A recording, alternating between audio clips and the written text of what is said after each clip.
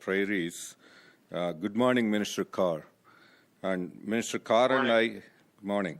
Minister Carr and I have some great news about the newly approved infrastructure projects here in Alberta. So those are located in right here in Calgary and Edmonton and Wetaskiwin. So I would like to invite Minister Carr to share that good news with all of you today. Minister Carr. Thank you, Minister. Hi, everybody. I'm very happy to join you, however, virtually today, along with Minister Panda. I'm joining you from my home here in Treaty 1 territory and the land of the Métis Nation. And this is where I do all of my work. On this phone, I can vote in the House of Commons. I participate in cabinet meetings from this very chair. I participate in debates and speak to people throughout the prairie in this very odd time that has affected the way we live and how we relate to each other and within our local communities in ways that we really have never experienced before. We're still adapting, Minister, to the realities of COVID-19, but we're working together to reduce the impact of the pandemic, to protect individuals and communities, and to support businesses and local economies. That is our number one priority. We need to make smart investments now so that communities can recover and become more resilient in the long run. In the summer, the Government of Canada announced that we would be creating the COVID-19 Resiliency Stream to respond to the current unique health and economic demands on our country. The source of funding provides provinces and municipalities with additional federal support for a wider range of infrastructure projects, with the federal government paying 80 cents of each dollar. Among other types of projects, immediate investments in public infrastructure can help address the health risks and support our economy while making public facilities more accessible, energy efficient, and cost effective.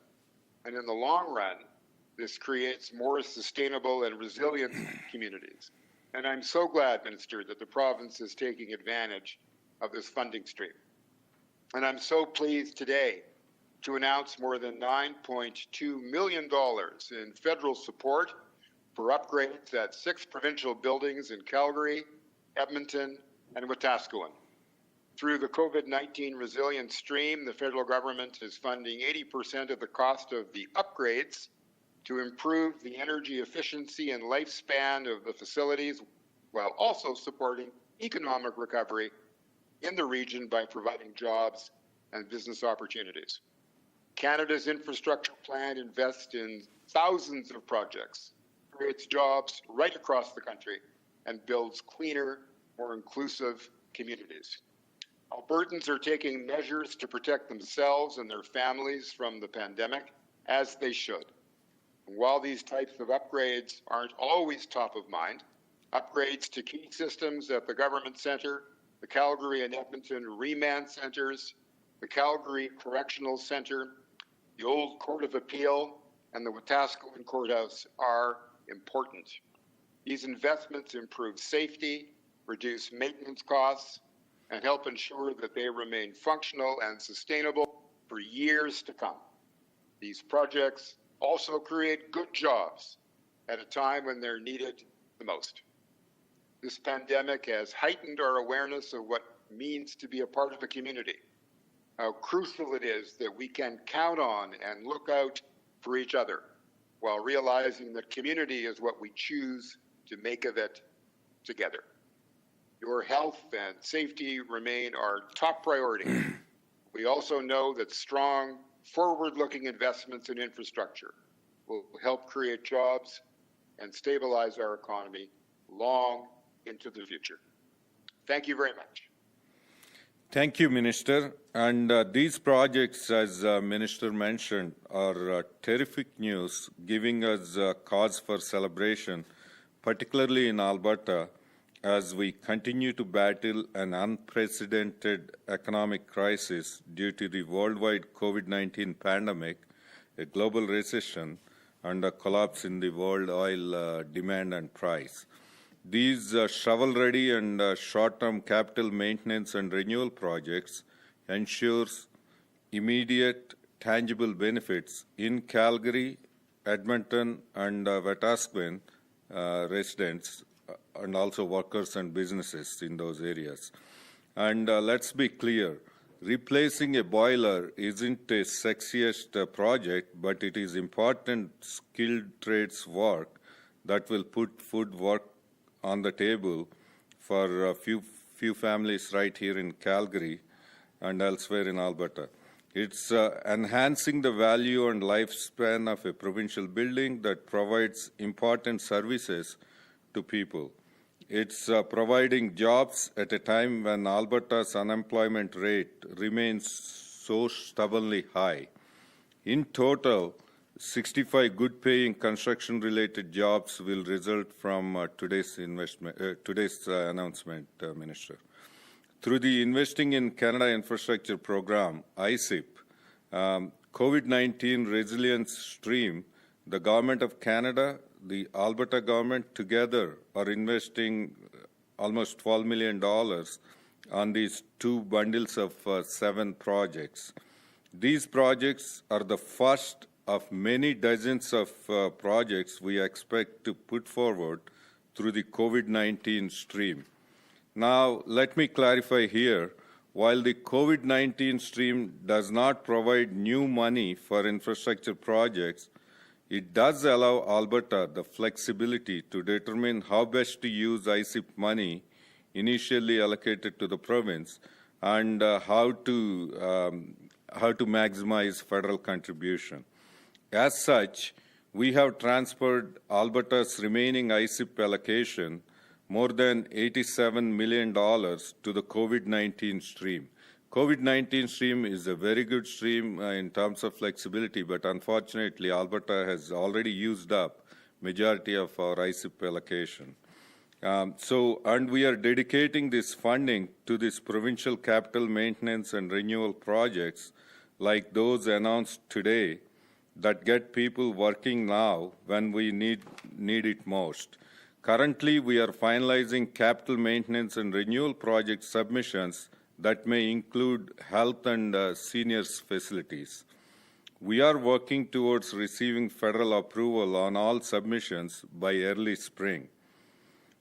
In closing, ICIP projects like these announced today by Minister Carr and myself are part of the bold, ambitious Alberta Recovery Plan, through which we are spending a record $10 billion on infrastructure projects that will create thousands of jobs across Alberta.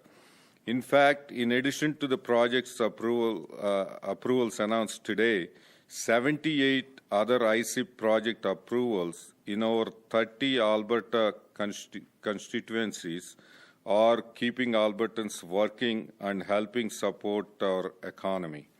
I look forward to updating you regarding the new COVID-19 stream project approvals over the coming months.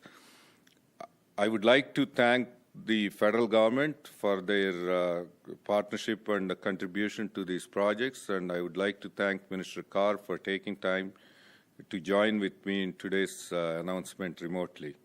With that, I'll ask my press secretary, Hayden Place, to open questions for media. Thank you, Minister. All right. Operator, can we put through the first question, please? There don't appear to be any questions at this time. If there's anyone on the line with a question, please press *1 now to enter the queue.